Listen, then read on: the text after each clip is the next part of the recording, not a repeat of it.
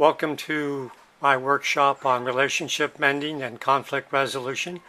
I'm Charles Suter, and I'm presenting the third in a series of 3 workshops, all designed to mend, resolve conflict, and to nurture and build relationships. The theme of this particular workshop is going from good to great. Once you've reached a good status in a relationship, there's no reason not to try to make it great.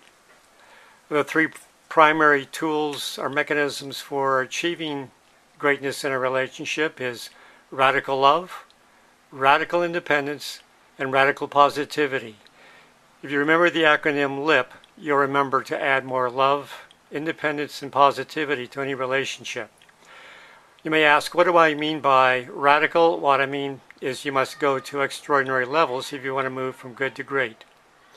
Notice I've included a picture of myself here. Some people like to know who's the speaker, what they look like. Well, this is me.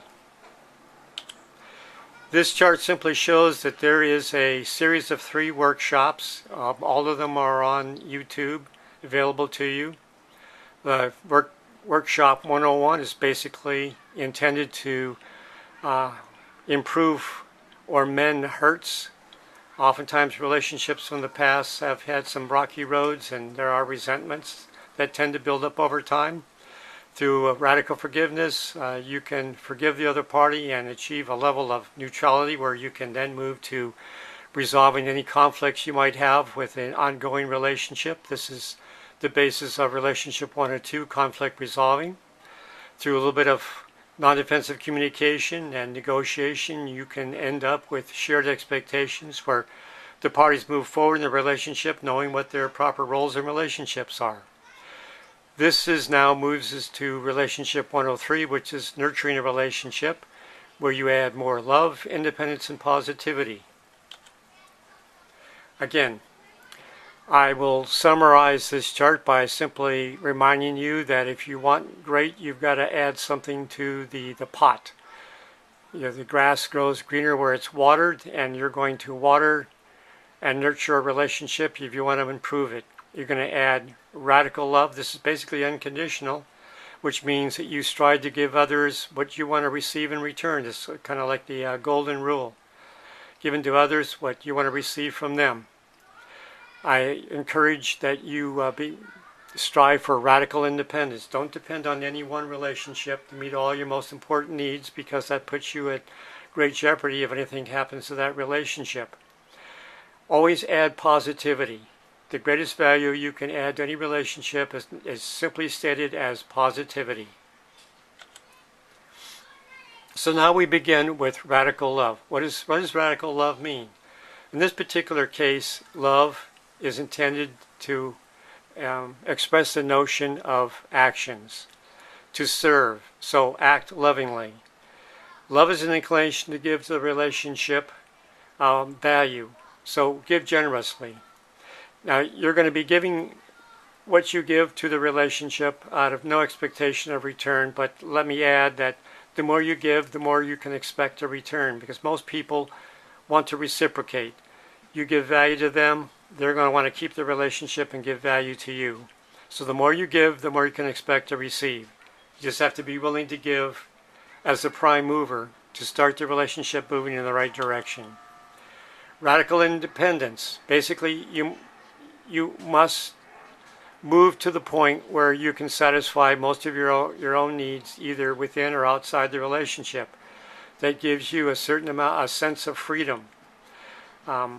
If you are fully dependent upon an individual or a particular relationship, then you can expect that there might be an imbalance. You may be giving more than you are receiving. That's not the ingredients of a healthy relationship. Most importantly, you must strive for a healthy self-esteem, whereby the actions of others do not immediately perceive to be a grievance that you need to hold against the other party. You have to be quick to forgive and to forget. And if you find that a relationship is not fully meeting your needs, well, you need to go back to conflict resolution my relationship 102 and renegotiate, rebalance the relationship. Or you always have the option to find other more rewarding relationships. There are always options when you have independence. Next and last is radical positivity. One of the greatest values that you can give to any relationship is simply a positive mental attitude.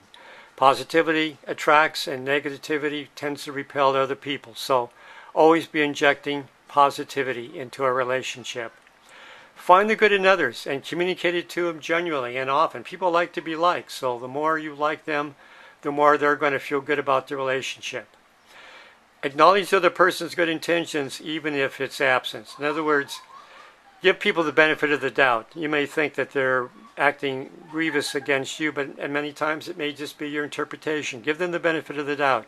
Overlook slight discretions. However, it's good to give them a reputation to live up to. Admire them for their good qualities, the things that you like in the relationship. Let them live up to them. So, here we are to the summary page. Again, I remind you that if you forget any of these prime principles, just remember the lip. Be more loving, be more independent, be more positive. Love is an action, so act lovingly. To be more independent, you just need to take responsibility for your own most important needs and bring something of value to the relationship.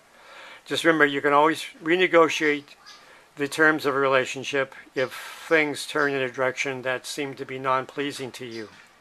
Just be more positive. The more positivity you add to a relationship, the more value you add. So, give more lip service to any relationship you want to improve. Be more loving, more independent, more positive. Well, that's it for now. Remember to stay positive. You'll be happier and you'll live longer.